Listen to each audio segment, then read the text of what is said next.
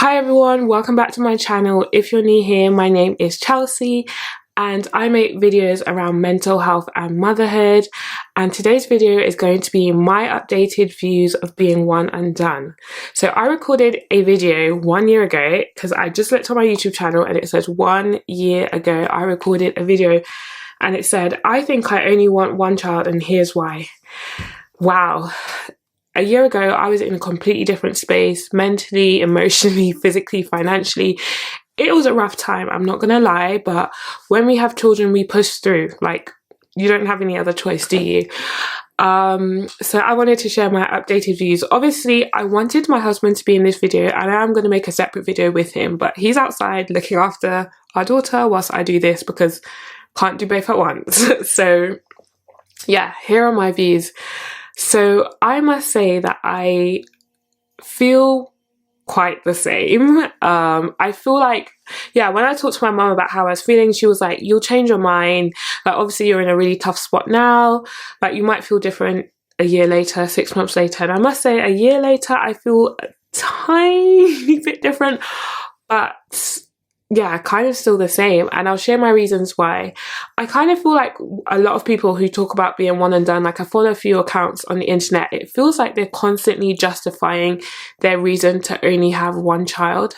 And I just find it weird because no one justifies having 2 children or 3 children, but I guess there's that stigma around having one child, and I don't get why. Like, I never, this is not something that I really gave thought to because I mean, I wanted to have 5 kids and I'm also new into this space. I've only been a mum for 2.5 years, so it's not something that I would have thought about before, you know? So I'm making this video also because I know there's other mums out there who feel what I feel.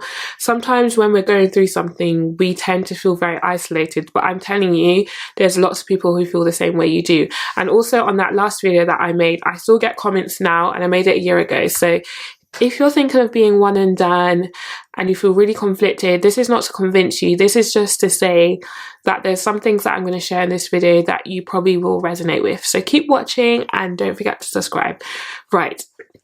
So 1 year later, I still feel really firm in being one and done because nothing much has changed.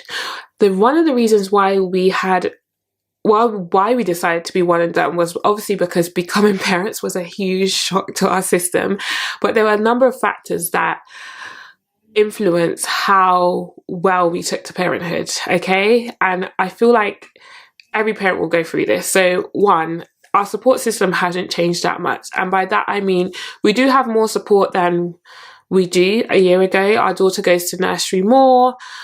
My mother-in-law looks after my daughter one evening a week for a few hours, and that's it. Like, and obviously I go to my mum's. Like, if I need my mum or my family, I know they're there, but they do not live closer. We don't live closer to them. They don't live closer to us. So nothing has changed in that front. And we always said if we were to add more children to our family, something around our support network, our childcare, something around that needs to change. And it hasn't changed. So we're not going to have another one.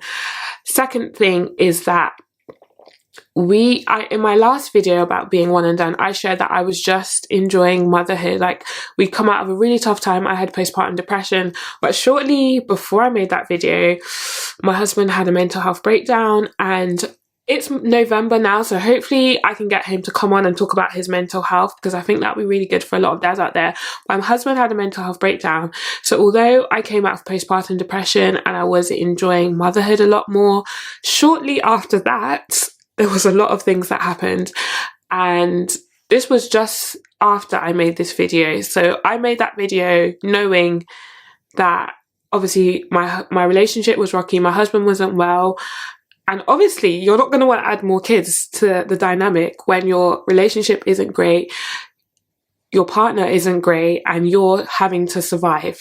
Okay, so obviously that's something that influenced our decision. However, although we are both happier parents, this stage of parenthood is a lot. Okay, our daughter is 2.5, and with every stage of parenthood it's going to be challenging, but this is just next level. Like, our daughter, we're potty training at the moment, or toilet training, we are dealing with a lot of strong emotions. It is mentally draining. And I just feel like if I got pregnant now, then wow, like I don't know how I'd manage. I mean, I would, but I don't wish to manage and deal with my toddler's emotions, pregnancy tiredness.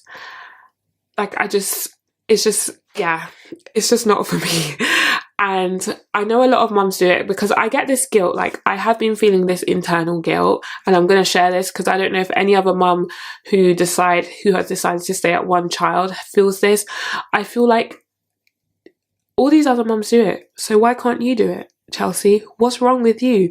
You can do it, you're just choosing not to. And that's what sits firm to me. I can do it if I want to, but I'm choosing not to because I feel like at what cost am I going to do that? Is it going to be at the cost of my mental health, my partner's mental health? And for me, having been through both of those things, I'm choosing not to. The next thing that would potentially come into play is childcare costs. Not would come into play is childcare costs. If we have another child, like we already pay out nearly £1,000 a month for childcare, okay? And that's just something you have to accept if you live in the UK. For me, I see a lot of parents are like having discussions, and I feel like discussions need to be had, but they say, oh, we've got 3 children, we can't afford the cost of childcare. But I feel like you need a cost of childcare. I'm not downing on any parent, but you need a cost of childcare. So why would you continue to add to your family knowing how much childcare costs? Like, I'm not trying to comfort anybody. I'm just saying we all know how expensive childcare is. So we need to take that into account. Yes, people want to have more children, and it's really sad that in the current climate that the childcare costs are so expensive. But you know that. So we know that it's too expensive. Like, it's too expensive. And even if we could afford it, we choose to spend our money on other things. And we don't want to pay out any more money to this childcare system than we already are. So that's number 3. Number 4 is that myself and my husband, we both have a lot of hobbies. Like, I love making videos and taking pictures and all that. My husband loves athletics, working out. I also love working out. Like, there's a lot of things that we loved pre-baby that obviously have had to take a back seat whilst we're parents. But now we're finding a bit more of a flow where we can do those things, and having another child will then mean that we have to rejig things. We're always having to be flexible and rejig things because things change. My husband's self-employed. I'm employed, like full-time. But with my husband's employment, yeah, we're always having to be flexible. So bringing another baby into that situation means that we would constantly have to rejig, and I don't want to do that. Like, I feel like, yeah, I want to have time for me. We're now in the season where I'm not breastfeeding anymore. I breastfed until I was 20, well, my daughter was just over 2. That journey ended. When you stop breastfeeding, it gives you a bit more freedom. When your child's older, it gives you a bit more freedom. Like, she's not that old, but she's 2.5. You get more freedom than when they were newborn. And whilst I do miss the newborn snuggles, I'm not gonna lie, I've had moments where I'm like, because I feel that guilt about not being able to have more than one child because I see everyone announcing their second pregnancies. Okay, not guilt about, it's not that I can't have another child, it's that I choose not to. I feel mentally that I would struggle, but physically, I'm sure if we plan to get pregnant, that I would get pregnant because it's not an issue. I don't have any fertility issues. However, yeah, I have been having those pangs of like guilt about having another child or whatever, but I just feel like I love being able to be flexible at the moment. And I feel like the reason I feel guilty about that is because society tells mothers, not fathers, mothers, that they need to martyr themselves at the expense of their children. So you must be the mother that gives it all, that surrounds and encompasses yourself with your children 24/7. And if you choose not to do that, you're a bad mother.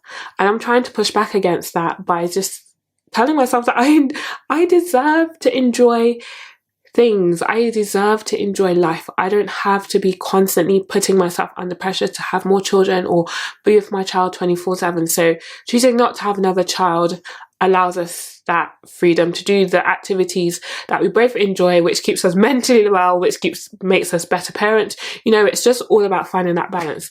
And the last reason why I'm still firmly one and done, and I talked to my husband about this, so we share the same views, is that we love going on holidays. We like doing nice things. And unfortunately, the more children, not unfortunately, but realistically, the more children you have, if you want to go on holiday, it's going to cost you a lot of money, okay? It's going to cost you a lot of money, and we won't be able to do those things. I know for some people, they're like, well, think about long term. But right now, we're just trying to enjoy the season that we're in. Considering all the stuff that we've gone through, we're trying to enjoy this season. And this season for us looks like doing all the activities, going on holidays. Next year, we're going away and it's going to be amazing. We had we had 3 holidays this year, and we would not have been able to afford that had we decided to have another child. So we're just enjoying the season that we're in. The last thing I would say is that we don't like splitting our time. When you have more than one child, when you first have a child, first of all, you're going to have to split your time. Someone's going to have to cook the dinner, someone's breastfeeding the baby to sleep. In our case, obviously that was me. And then obviously if you have another child, then you're going to have to split even more. And we just love being together. Like, we love the 3 of us. Like, we love snuggling in bed together.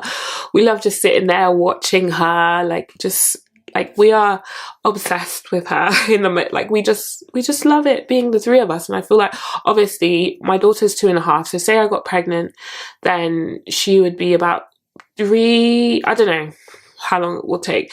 We're just being hypothetical here, you know. Say I got pregnant, the reality is that they're going to be at different stages. One's going to be going to preschool or primary school. I was going to say high school. I'm like, no. One's going to be going to primary school. One is going to be in nursery. They're going to have different interests. You're going to have to split your time across one child doing one thing, one child doing the other thing. And we just love spending time just the 3 of us. Like, we love to be together. We don't want to split our time. It just feels right for us. And those are the reasons why I'm still one and done. I'm not saying, like, we talk about the possibility of having another child and what it would look like, but we're both firmly still at the point where we're like, no, not right now. And obviously the longer we wait, I feel like the more likely we are not to have another child.